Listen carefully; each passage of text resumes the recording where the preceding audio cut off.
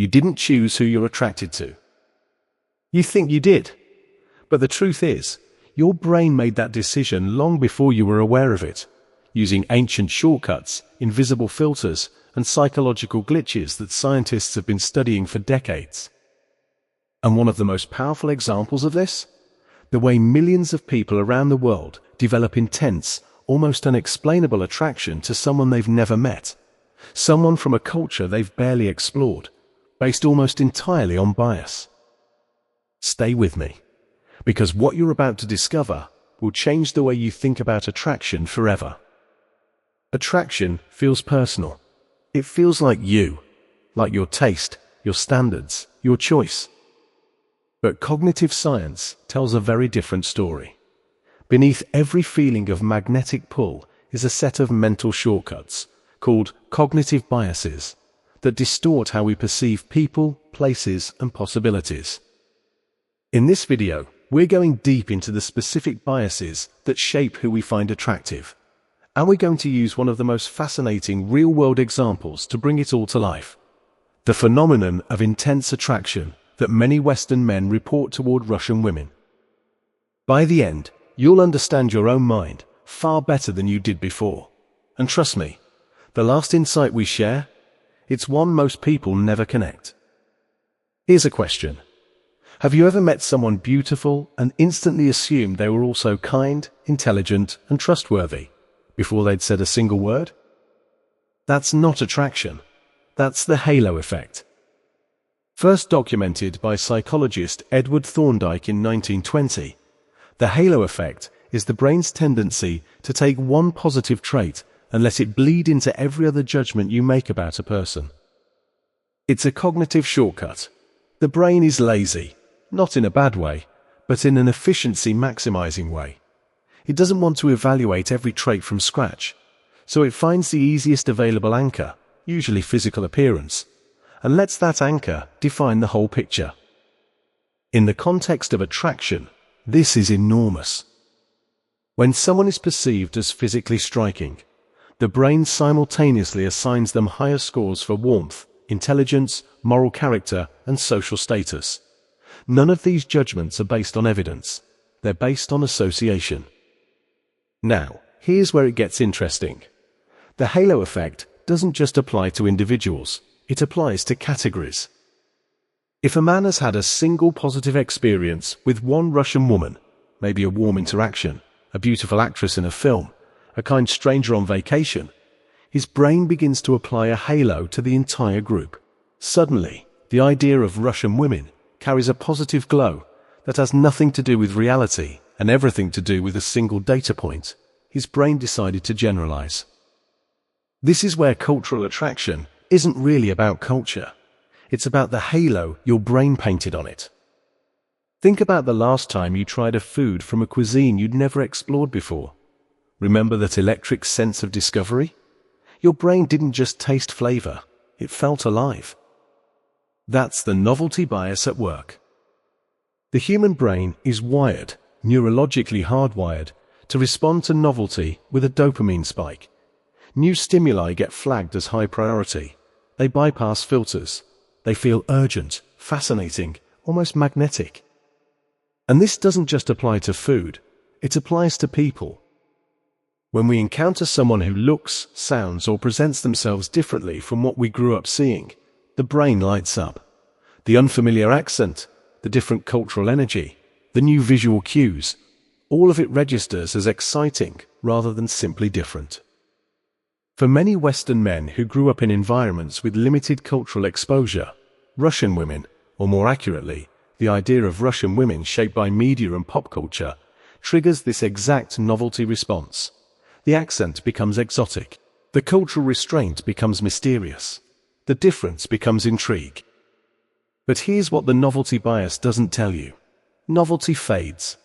Neuroscience confirms that dopamine responses to repeated stimuli drop significantly after the first few exposures. What felt irresistible can become ordinary in weeks. This means that much of what people experience as deep attraction is actually a neurological reaction to difference, not depth, not compatibility, not connection. Now here's something most people never consider. These biases don't operate in isolation, they stack. When the halo effect and the novelty bias combine, they create something psychologists call amplified idealization, a state where the brain isn't just attracted to a person, it has constructed an entirely fictional version of that person and fallen for the fiction.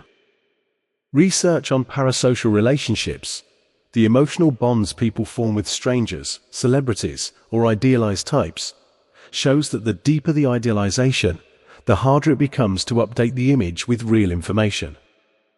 In other words, the more biased your attraction is, the more resistant you become to evidence that contradicts it.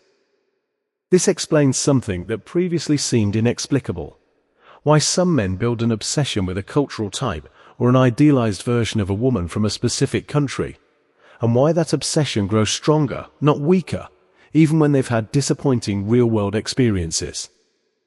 The brain doesn't abandon its construction, it protects it. That's not attraction, that's cognitive architecture. Here's a bias that operates almost entirely in the background: the availability heuristic. Coined by Amos Tversky and Daniel Kahneman, two of the most important psychologists of the 20th century, this principle states that the easier it is for the brain to recall something, the more significant it assumes that thing to be.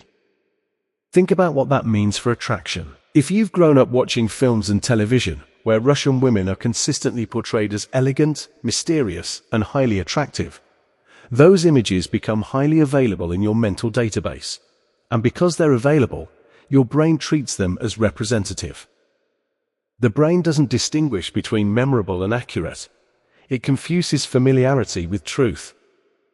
So when a man encounters any woman from Russia or Eastern Europe, his brain instantly runs a retrieval match against a library full of cinematic, idealized images, and overlays that library onto the real person standing in front of him. She doesn't just have to be herself. She's competing against an archive of curated fictional representations that decades of media have embedded into his subconscious. This isn't his fault. It's the unavoidable byproduct of a brain designed to learn from pattern repetition. But understanding it? That changes everything. The final bias we need to explore is arguably the most ancient one: scarcity. The brain assigns higher value to things it believes are rare. This is evolutionary logic at its most primitive. If something is hard to find, it must be worth more.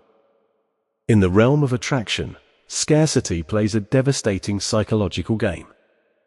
When a man perceives that meeting a Russian woman, or entering that world, is difficult, special, or exclusive, the brain dramatically inflates the perceived value of that connection. The perceived scarcity of access makes the experience feel more meaningful, more precious, more real. Dating apps and cultural narratives around Eastern European women often inadvertently reinforce this. The distance, the language barrier, the cultural differences, all of these read to the subconscious as signals of rarity. And rarity, to the primitive brain, means worth pursuing. Combined with novelty, the halo effect, and media priming, scarcity bias can transform a relatively ordinary attraction into something that feels like destiny. But it isn't. It's biology dressed up as romance. Here's the insight that ties everything together, and the one most people never reach. These biases don't just shape who you're attracted to, they shape what you believe about yourself. When your attraction is built on a halo, a novelty spike, a media-constructed image, and a scarcity illusion, you're not pursuing a person. You're pursuing a story your brain wrote about what that person would mean for you. And the most powerful, most invisible bias of all? The one researchers call self-enhancement motivation, the tendency to form attractions that validate our own identity and elevate our self-image. The man attracted to the idealized version of Russian women often isn't just drawn to her, he's drawn to the version of himself he imagines existing in that relationship, more sophisticated, more worldly, more romantic. We don't fall for people, we fall for narratives. And until we understand the biases writing those narratives, we are not choosing, we are being chosen for. Every attraction you've ever felt had a story behind it. A bias, a priming event, a media image, a novelty spike, a scarcity signal. That doesn't make attraction less real. It makes it more fascinating. Because once you understand these forces, you move from being unconsciously driven by them to consciously working with them. You start to see people clearly, rather than through the filters your brain painted on them. And that's where real connection actually begins. If this video shifted something in the way you see attraction, hit like. Share it with someone who needs to hear this. Subscribe if you want more content that challenges the way you think. And if you want to go even deeper, watch our next video on psychological influence and how it shapes every decision you make, even the ones that feel entirely like yours.